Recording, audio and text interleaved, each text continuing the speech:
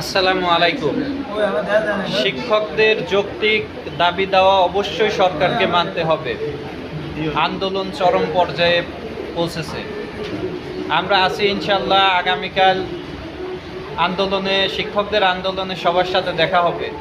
আপনারা যারা এখনও বাড়ি বসে আছেন, অবশ্যই আপনাদেরকে আন্দোলনে চলে আসতে হবে। কেননা আপনারা যদি সবাই আন্দোলনে না আসেন, তাহলে আমাদের যে যৌক্তিক দাবি দেওয়া এটা পূরণ করা সম্ভব না। আমরা এই জন্য ঢাকাতে আছি। আপনারা অতি দ্রুত আন্দোলনের মাঠে চলে আসুন। মনে রাখবেন, আমরা যত শিক্ষক বেশি করতে পারবো, বেশি জমায়েত করতে পারবো, আমাদের বিজয় ততই সন্নিকটে। সো কালক্ষেপণ না করে অতি দ্রুত আপনারা সবাই